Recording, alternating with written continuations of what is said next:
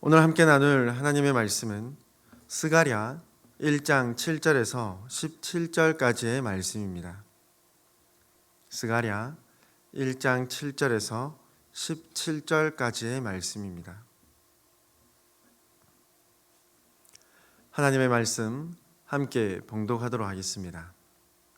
다리오 왕 제2년 11째 달 곧 스바달 24일에 이또의 손자 베레기야의 아들 선지자 스가랴에게 여호와의 말씀이 임하니라. 내가 밤에 보니 한 사람이 붉은 말을 타고 골짜기 속 화석나무 사이에 섰고 그 뒤에는 붉은 말과 자줏빛 말과 백마가 있기로 내가 말하되 내 주여 이들이 무엇이니까 하니 내게 말하는 천사가 내게 이르되 이들이 무엇인지 내가 내게 보이리라 하니 화석류 나무 사이에 선 자가 대답하여 이르되 이는 여호와께서 땅에 두루 다니라고 보내신 자들이니라. 그들이 화석류 나무 사이에 선 여호와의 천사에게 말하되 우리가 땅에 두루 다녀 보니 온 땅이 평안하고 조용하더이다 하더라. 여호와의 천사가 대답하여 이르되 만군의 여호와여 여호와께서 언제까지 예루살렘과 유다 성읍들을 불쌍히 여기지 아니하시려 하나이까. 이를 노하신 지 70년이 되었나이다 하매 여호와께서 내게 말하는 천사에게 선한 말씀 위로하는 말씀으로 대답하시더라. 내게 말하는 천사가 내게 이르되 너는 외쳐 이르기를 만군의 여호와 말씀에 내가 예루살렘을 위하여 시온을 위하여 크게 질투하며 아니란 여러 나라들 때문에 심히 진노하나니 나는 조금 노하였거늘 그들은 힘을 내어 고난을 더하였음이라. 그러므로 여호와가 이처럼 말하노라. 내가 불쌍히 여김으로 예루살렘에 돌아왔은즉 내 집이 그 가운데에 건축되리니 예루살렘 위에 목줄이 쳐지리라. 만군의 여호와의 말이니라. 그가 다시 외쳐 이르기를 만군의 여호와의 말씀에 나의 성읍들이 넘치도록 다시 풍부할 것이라. 여호와가 다시 시온을 위로하며 다시 예루살렘을 택하리라 하라 하니라. 아멘. 스가랴 선지자의 말씀을 보다 깊이 묵상해 보기 위해서 먼저 당시 상황 및 배경을 살펴보는 것이 좋겠습니다. 스가랴 1장 1절에 기록된 것처럼 스가랴 선지자가 활동하던 시기는 다리오 왕 제2년 8째 달입니다. 다리오 왕은 고레스, 캄비세스, 가마우타 이후 바사, 곧 페르시아 제국의 네 번째 통치자입니다. 이 시기는 고고학적 자료에 따라 BC 521년에서 BC 486년까지로 추측합니다. 특별히 다리오 왕은 중단되었던 예루살렘 성전 재건을 칙령으로 다시 시작하도록 명령한 인물이기도 합니다. 에스라 6장 14절을 보면 스가랴 선지자 당시의 배경을 조금 더 살펴볼 수가 있겠습니다. 유다 사람의 장로들이 선지자 학계와 이또의 손자 스가랴의 권면을 따랐으므로 성전 건축하는 일이 형통한지라. 이스라엘 하나님의 명령과 바사왕 고레스와 다리오와 아닥사스다의 조서를 따라 성전을 건축하며 일을 끝내되, 즉 스가랴 선지자가 하나님의 말씀을 받았을 당시는 14년간 중단되었던 성전 재건 사업이 이제 막 다시 활발하게 시작되었을 그때임을 알 수 있습니다. 이와 같은 시기는 1차 포로 귀환 시기였으며 1차 포로 귀환에는 예루살렘 성전이 건축이 시작되었으나 이방 민족들의 모함으로 인해 중단되었습니다. 그러나 다리오 왕의 칙령으로 다시 재개되어 완공된 시기입니다. 그리고 이어지는 에스라를 중심으로 이루어진 2차 포로 귀환, 그리고 느헤미야를 중심으로 한 3차 포로 귀환 시기에는 예루살렘 성벽이 완공되는 역사적 사건이 있었죠.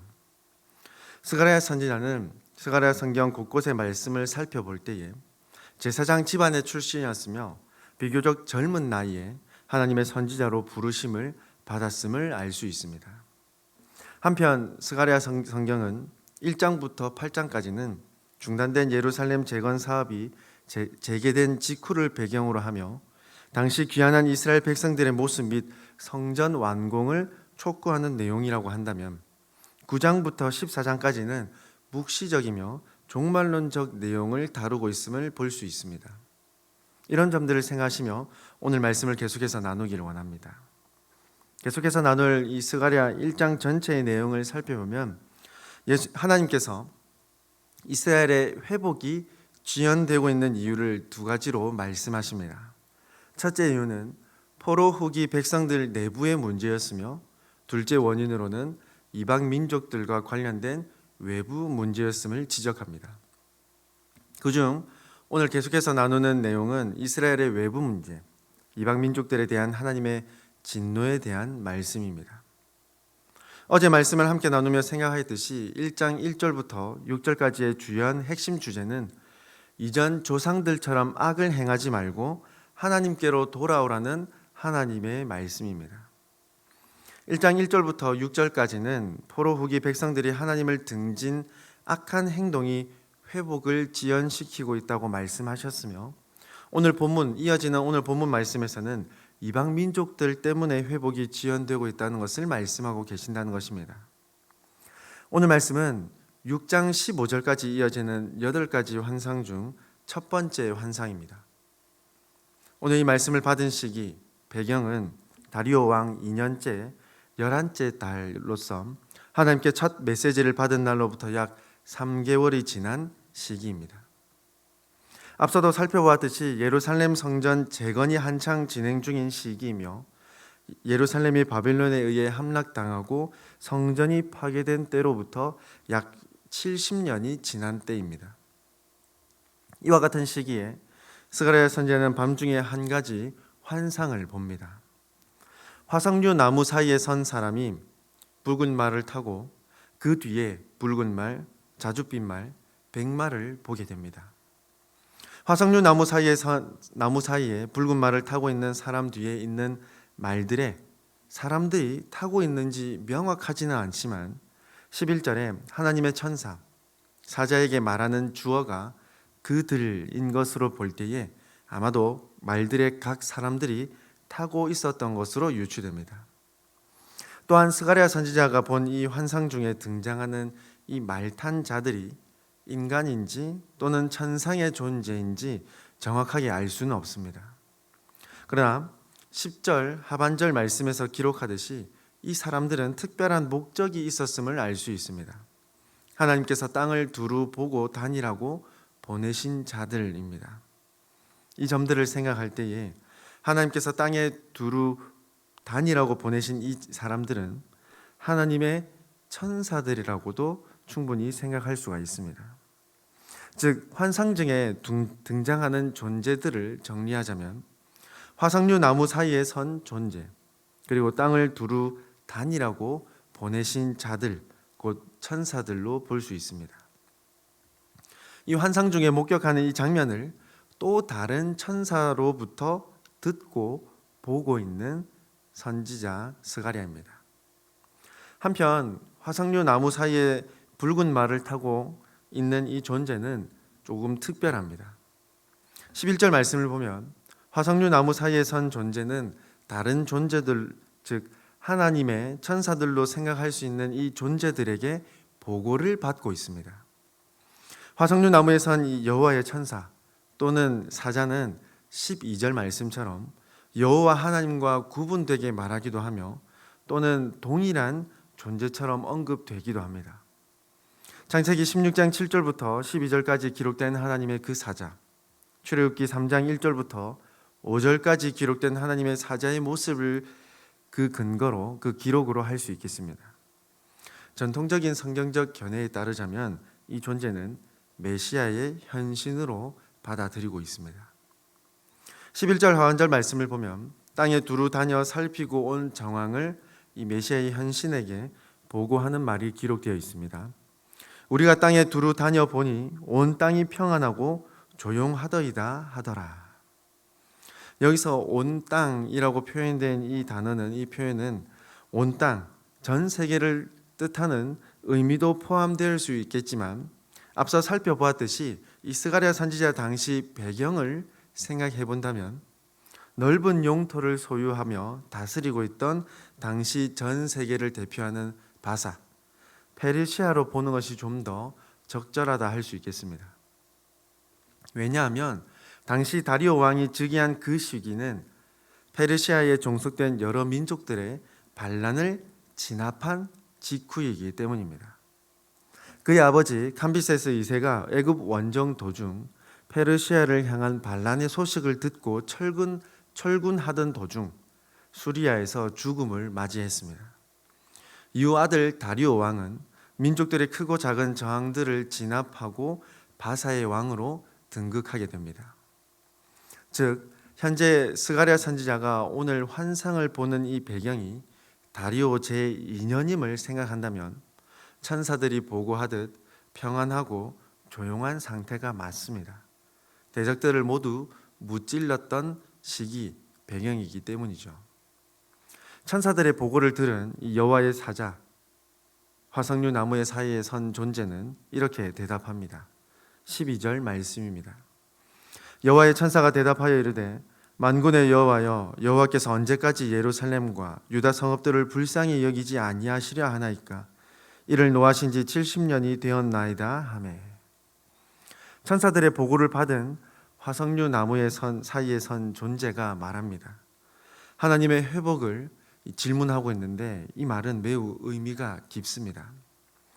왜냐하면 메시아의 현신과 하나님의 천사들이 모인 이 화석류 나무가 있는 이 장소 및 시기는 하나님께서 약속하신 종말론적 회복의 의미가 담겨 있기 때문입니다. 이사야 41장 19절 말씀입니다. 내가 광야에는 백향목과 시띠나무와 화석류와 들감나무 나무를 심고 사막에는 잣나무와 소나무와 황량목을 함께 두리니. 그리고 이사야 55장 13절 말씀입니다. 잣나무는 가시나무를 대신하여 나며 화석류는 찔레를 대신하여 날 것이라. 이것이 여호와의 기념이 되며 영영한 표징이 되어 끊어지지 아니하리라. 그러나 화석류 나무의 사이에 선 존재, 메시아의 현신이 질문하듯이 아직도 하나님께서 약속하신 회복이 보이지 않는 것만 같습니다. 왜냐하면 페르시아는 여전히 평안하기 때문이죠. 아마도 유대인들은 민족들의 반란 소식을 듣고 페르시아가 무너지며 정치적으로나 물리적으로 이제 이스라엘이 페르시아로부터 자유로워질 것을 기대했을 것입니다. 그러나 오히려 페르시아는 강력한 군사력으로 모든 반란을 제압하고 평안한 상태로 돌입했던 시기입니다. 그래서 하나님께서 노하신 지 70년이 되었다는 것을 지금 화석류 나무 사이에 선 존재가 언급하고 있는 것이죠. 즉 하나님께서 말씀하신 70년이 되었음에도 불구하고 여전히 강성한 페르시아 제국의 모습과 이스라엘의 회복의 모습은 전혀 보이지 않기에 안타까워하는 그 마음으로 지금 하나님께 질문하고 있는 것이죠. 화석류 나무 사이에 선 자의 질문에 하나님께서 그에게 직접적으로 말씀하시지는 않고 오히려 스가랴에게 말씀하시는 말을 전하고 있는 그 천사를 통해 위로의 말씀을 전하고 계십니다. 13절 말씀입니다. 여호와께서 내게 말하는 천사에게 선한 말씀, 위로하는 말씀으로 대답하시더라. 이어지는 14절부터 15절까지는 이방 민족들에 대한 하나님의 질투를 선포하시는데 그 이유를 두 가지로 정리할 수 있습니다. 첫째, 15절에 기록되듯이 안일한 모습 때문입니다. 여기서 안일하다라는 이 히브리어 원어는 샤난이라는 단어인데 편안한, 안락한, 안심하는 이라는 뜻을 가지고 있는 단어입니다. 그렇다면 하나님께서 이방 민족들의 평안한 상태, 안락한 상태에 대해서 질투하시며 진노하고 계신 것일까요? 기록된 샤난의 용례들을 살펴보면 안식을 뜻하는 용례로 사용되기는 하지만 때로는 교만한 태도로 쉬고 있는 모습을 강조하는 단어로 사용되기도 합니다. 즉 스가랴 선지자 당시 이방 민족들의 단순한 안식과 안락함을 누리는 것에 대한 것이 아니라 교만함으로 이스라엘을 박해하고 그들의 아픔을 보고 즐기고 있는 모습을 뜻하는 표현인 것을 알 수 있겠습니다. 이는 예레미야 선지자를 통해서 선포하신 바벨론에 대한 심판과 같은 맥락이라 할 수 있겠습니다. 예레미야 50장 29절 말씀입니다. 활 쏘는 자를 바벨론에 소집하라. 활을 당기는 자여 그 사면으로 진을 쳐서 피하는 자가 없게 하라. 그가 일한 대로 갚고 그가 행한 대로 그에게 갚으라. 그가 이스라엘의 거룩한 자 여호와를 향하여 교만하였습니다. 예레미야 선지자를 통해 선포하셨듯이 바벨론은 분명 하나님을 거역한 이스라엘을 심판하시는 도구로 사용되었습니다. 그러나 교만함으로 그 국력과 인간의 지혜를 자랑하며 교만한 모습을 하나님 앞에 드러낸 바벨론입니다. 결국 하나님의 심판의 도구로 사용된 바벨론 또한 하나님의 피할 수 없는 진노를 받아 멸망하고 맙니다. 그 뒤를 이어 바사, 페르시아 제국이 계속해서 이어진 것이죠. 이와 같은 안일한 모습, 즉 교만한 모습을 보이는 이방 민족들 또한 바사 또한 하나님의 질투에 대한 대상이 되며 하나님의 질투에 의한 심판을 받게 될 것을 지금 선포하고 계시는 말씀입니다. 그리고 두 번째 이유는 이스라엘 백성을 과도하게 박해하고 억압했기 때문입니다. 나는 조금 진노하였거늘 그들은 힘을 내어 고난을 더하였습니다. 하나님께서 이스라엘을 이방 민족들에 의해 멸망당하게 하셨지만 멸절시키려는 것이 아니라 고난과 아픔을 더하심으로 하나님께 돌아오도록 사랑의 징벌을 내리셨던 것입니다. 그러나 이방 민족들은 과도하게 이스라엘을 억압하여 이스라엘을 멸절시키려 하고 있다는 것입니다. 특별히 15절 말씀에 힘을 내어 고난을 더하였다라는 이 말씀을 히브리어 원어의 뜻을 살펴보면 악을 위해 도왔다라는 의미가 담겨 있습니다. 악을 행하기 위해 누구를 도왔는지 분명하게 알 수는 없지만 분명한 것은 교만함으로 악을 행하며 과도한 억압을 자행한 이방 민족에게 하나님은 지금 매우 진노하고 계신다는 것입니다. 그리고 16절과 17절 말씀은 다시 회복하실 예루살렘을 하나님께서 약속하고 계시죠. 특별히 16절 하반절 말씀입니다. 내 집이 그 가운데 건축되리니 예루살렘 위에 먹줄이 쳐지리라. 만군의 여호와의 말이니라. 먹줄은 목재나 석재 등의 검은 줄을 곧게 치는 데 사용되는 건축용 도구입니다. 현재 스가랴 당시, 선지자 당시 예루살렘 성전이 재건되는 모습을 생생하게 떠올리게 하는 표현이죠. 이 목줄은 하나님의 심판을 표현할 때도 사용되기도 하지만 오늘 본문의 말씀처럼 회복을 상징하는 표현으로 상징되기도 합니다. 또한 예루살렘만 회복되거나 기쁨을 누리는 것이 아니라 17절 말씀처럼 하나님의 모든 성읍들, 곧 택한 백성들의 실제적인 삶의 터전은 물론이며 영적인 측면에서도 온전히 회복하게 하신다는 하나님의 말씀이 지금 스가랴 선지자를 통해서 선포되고 있는 것이죠. 사랑하는 우리 성도 여러분, 오늘 말씀을 보면 마치 하나님께서 이방 민족의 과도한 억압을 예상치 못한 또는 갑작스러운 변수처럼 말씀하신 것처럼 보일 수도 있겠습니다. 그러나 전혀 그렇지 않습니다. 하나님께서 하나님의 천사들을 이 땅에 두루 보내셨다는 점, 그리고 메시아의 현신께서 이 땅의 상황들을 보고 받으셨다는 점, 그리고 하나님께서 예루살렘을 비롯한 택한 백성들을 온전하게 회복하게 하시겠다는 그 선포를 하셨다는 점을 통해서 볼 때에 하나님께서 이 모든 역사와 모든 땅을 주관하신다는 점을 분명하게 드러내고 계십니다. 하나님께서 죄의 세력, 악의 무리들의 행동을 예상치 못하셨다는 것이 아니죠. 오히려 그들의 악행 또는 그들의 죄를 허락하시며 사용하시며 하나님의 정의와 공의를 지금 더욱 분명하게 드러내고 계신다는 점을 우리는 분명하게 깨달을 수 있습니다. 세상의 관점으로만 본다면 악인들의 부유함과 평안함이 강조될 것입니다. 부러움의 대상이 되기도 할 것이며 소유하지 못함 또는 고난과 박해로 인해서 불평과 불안, 불만이 터져 나올 수도 있습니다. 그러나 온 우주의 주인 되시는 하나님만을 바라본다면 결국 악인들은 피할 수 없는 하나님의 진노를 받아 멸망하는 안타까운 모습으로밖에 보일 수밖에 없다는 것이죠. 반드시 택한 백성들을 회복하시며 보호하시는 하나님만을 바라보므로 장차 하나님 나라를 완성하실 그날을 소망하며 기쁨으로 살아갈 수 있다는 것입니다.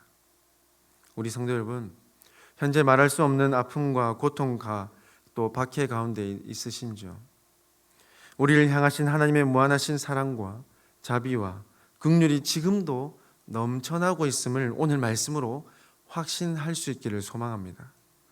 우리를 향하신 하나님의 무한하신 사랑과 크신 자비로 악인들로 인해 악인들에 대한 또한 죄에 대한 하나님의 진노와 질투가 있다는 것을 확신함으로 오직 하나님께만 간구하고 하나님께서 허락하실 은혜와 회복을 사모하는 저와 여러분이 될 수 있기를 간절히 소망합니다.